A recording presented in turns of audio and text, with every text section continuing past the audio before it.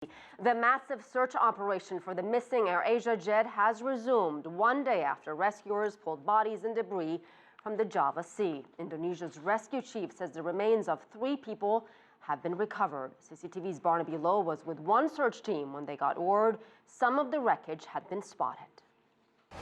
A third day of searching for an AirAsia aircraft, which disappeared shortly after taking off from Indonesia early Sunday morning, started with local fishermen joining dozens of government air and sea assets from several countries in what were clearly intensified efforts despite bad weather.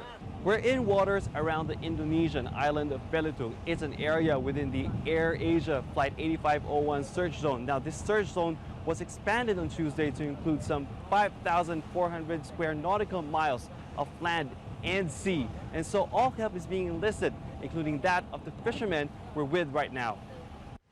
But after a few hours of scouring the sea, we were instructed to turn back.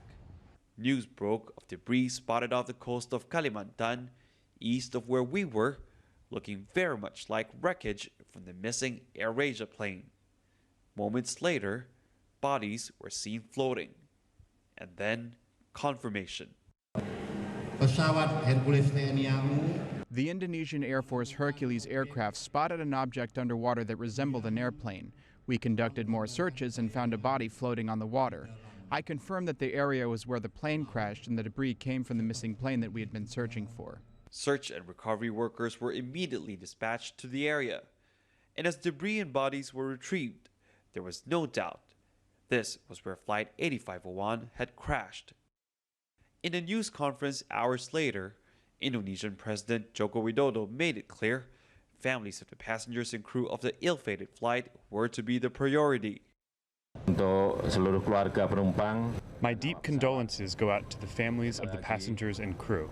I am feeling their loss and pray that they are given all the courage and strength to face this tragedy. We will focus on the evacuation of passengers and flight crew as quickly as possible.